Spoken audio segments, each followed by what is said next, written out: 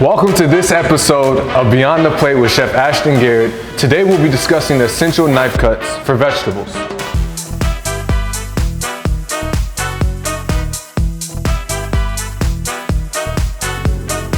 So the first cut I'm actually going to start with is a julienne cut. So I have my carrot here.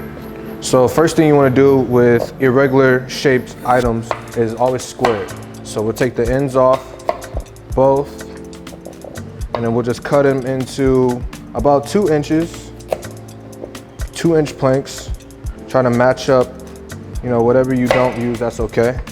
And from here, stand it up, cutting 1 incision down fully straight. Now it's flat on the board, that's what we're looking for. We're gonna keep all our scraps, making another square cut, then another square cut, finally the last square cut. Now we can keep all these scraps and use them for, cut them up, put them in salads, or use them in stocks or soups or anything like that. So this is an 1/8 of an inch by 1/8 of an inch by 2 inches of a cut. So we're gonna cut it into planks. So we're gonna start, measure about 1/8 of an inch and cut straight down. Being fairly consistent. Continue to cut straight down, watch your hands. Let the knife do the work. You don't need to apply that much pressure. Straight down. Now we have our planks. We'll line them up. We'll cut 2 planks. Line them up, and again, 1/8 of an inch, 1/8 of an inch, 1/8 of an inch, 2 inches. And that we have our first cut, which is our julienne cut. Now from our julienne cut, there's a cut called a Brunoise, which is a smaller cut. It's an 1/8 of an inch by 1/8 of an inch by 1/8 of an inch. So we're gonna cut our julienne matchsticks. Again, line them up, measuring out a smaller cut.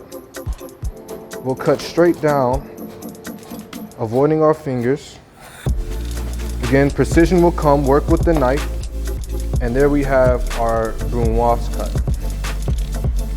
Okay?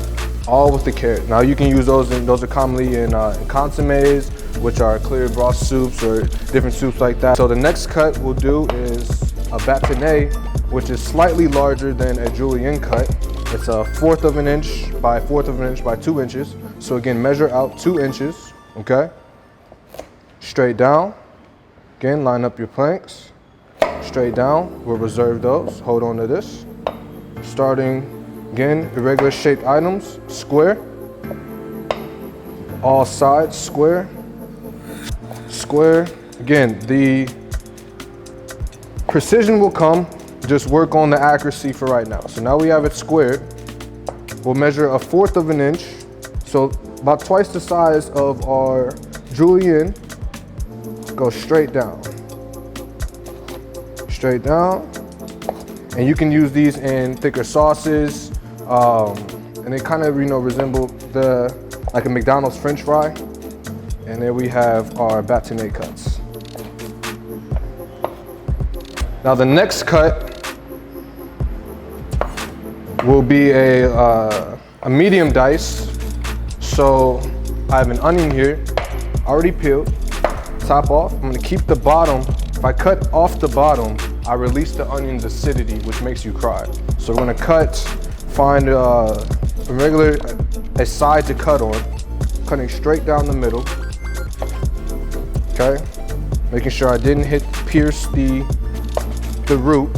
We're gonna do a 3 incision cut. So 1 incision, about 1/2 an inch from the root, from the bottom. Another in the middle. Depending on the size, you can do 2. Then we'll do 1 more.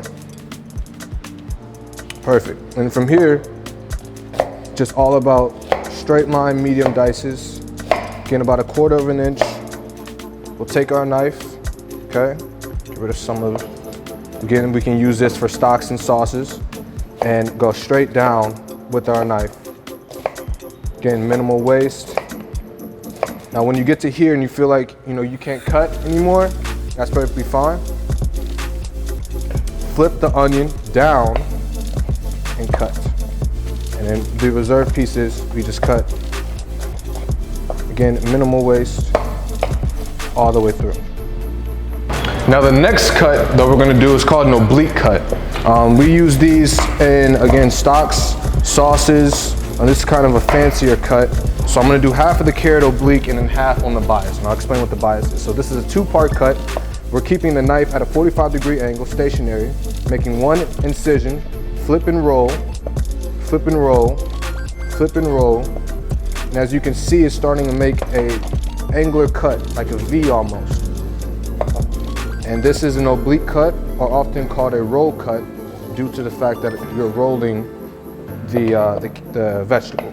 Now, a bias cut is the same way angle, 45-degree angle, holding our carrot in our non-dominant hand, and just making small, didn't mean to do that, small incisions, 45 degrees all the way down. Holding the carrot steady. And these are just great presentation cuts that you can also use. Now for our last 2 cuts, we'll be using bell peppers. So there's 2 ways you can cut bell peppers, and I'll explain both right here. So we can go from the bottom end, starting here, using the natural seam of the pepper, take our knife and at an angle, cut down the flesh. Now we don't want to cut into the pith, which is the white part. That's usually, very bitter.